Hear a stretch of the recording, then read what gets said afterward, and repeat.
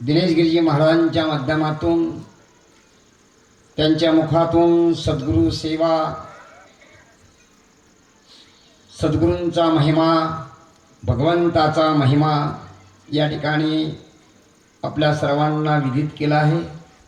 ते करीत असताना त्यांच्याबरोबर आत्ताच ज्यांचा नाम उल्लेख केला आहे 31 डिसेंबर कधीतरी साजरा करून आणि ते आज सद्गुरू सेवा परायण म्हणून नागेश भाऊ सिंग यांचं टाळ्या वाजून स्वागत करा।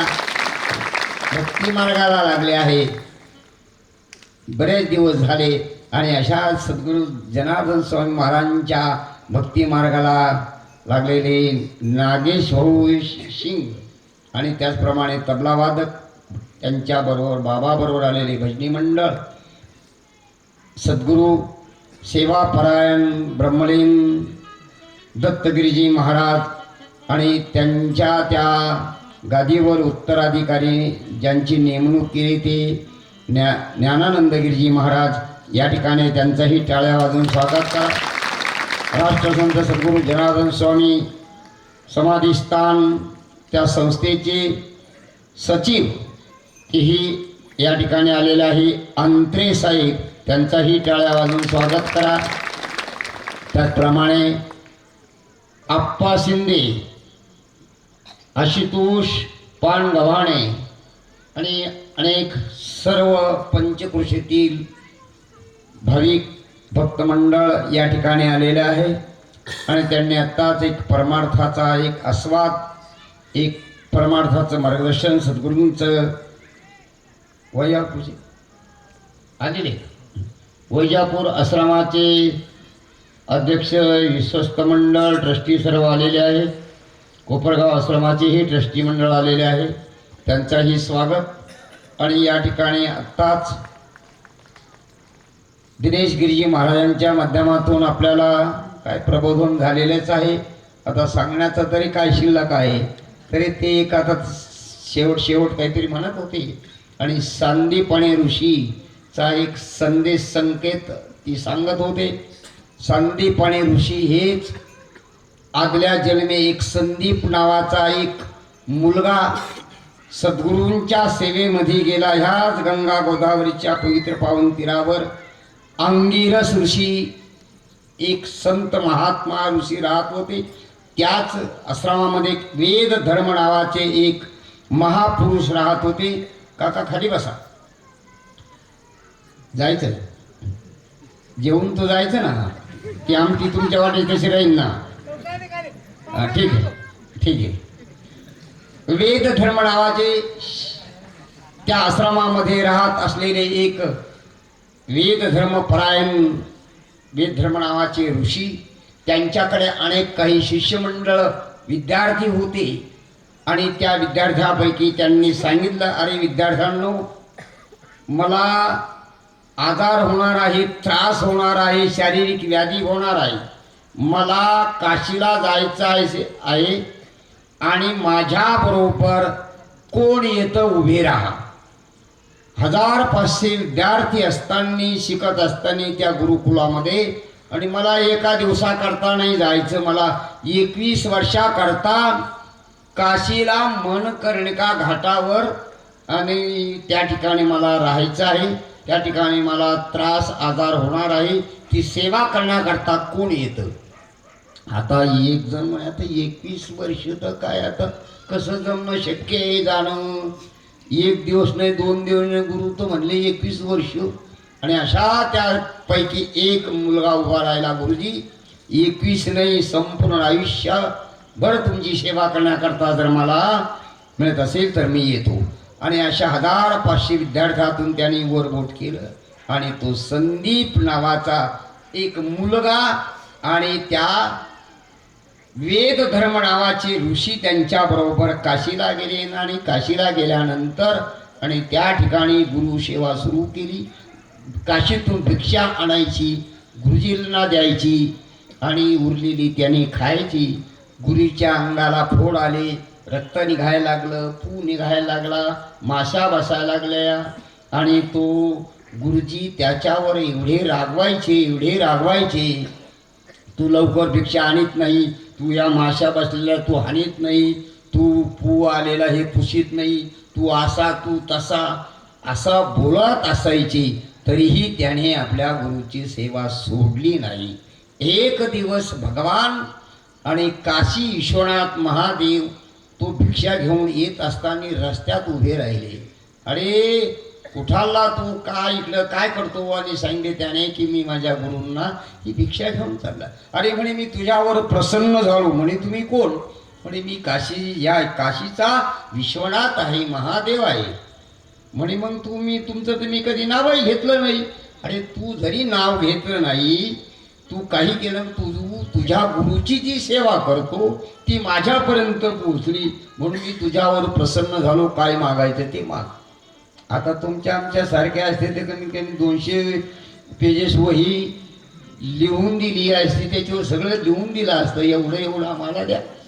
आणि त्याने सांगितलं, गुरु देवा मी तुमचं माझं काहीच हे नाही, मी माझ्या गुरुची सेवा मी त्यांना वाटलं तरी विचारून येतो, मग तुम्हाला सांगतो. भगवान शंकर पुन्हा विष्णूकडे गेला आणि विष्णूला सांगितलं, अरे असा एक शिष्य कोणी आहे?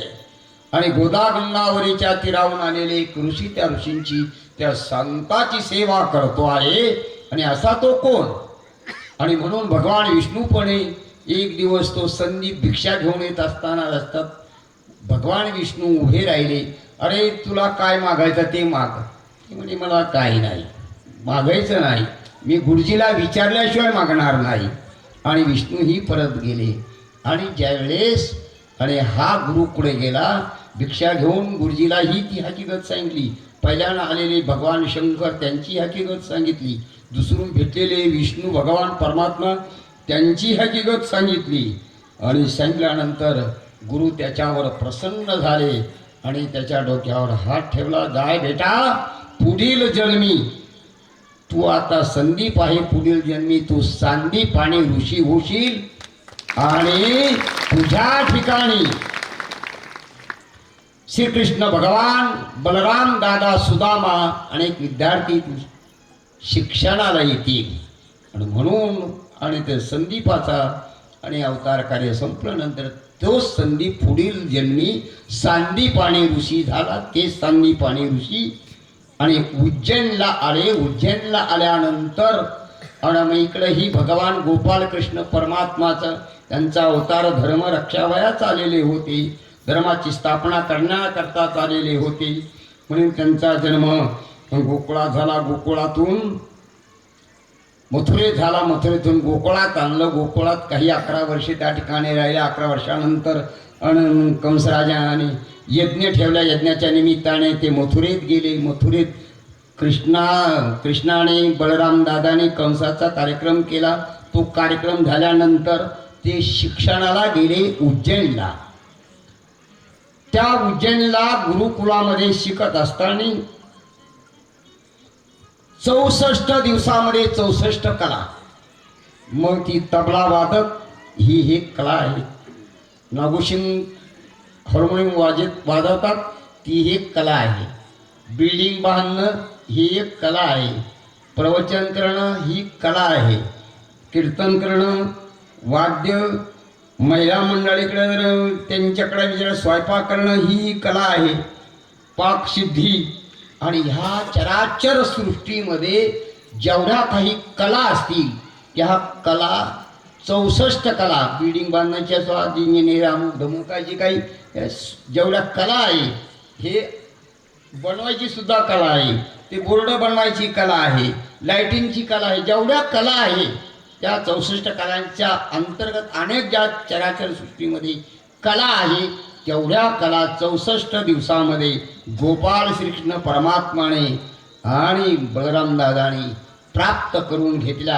आणि नंतर मग ते मथुरेला आले. मथुरेनंतर मग तिकडे गिरनारकडे गेले. गिरनारकडून त्यांनी ते समुद्रात द्वारका वसवली. तो भाग वेगळा. सांगण्याचं तात्पर्य 64 दिवसामध्ये 14 विद्या आणि 64 कला प्राप्त करून भगवान श्रीकृष्ण परमात्मा उज्जैन आले. ते सांदीपाणी ऋषीच्या आश्रमातून.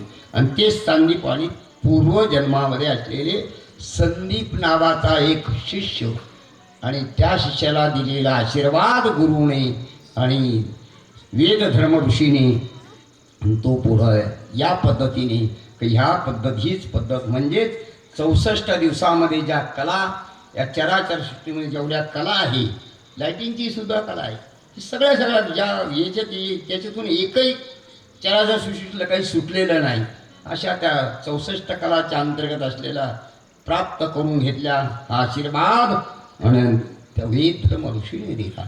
चला, सांगण्याचं तात्पर्य आज या ठिकाणी अशा 15व्या वर्धापनाच्या या निमित्ताने याच मुलांनी गुरुचरित्रामध्ये ह्या त्या एका अध्यायामध्ये हे सगळं संदर्भ आलेलं आहे.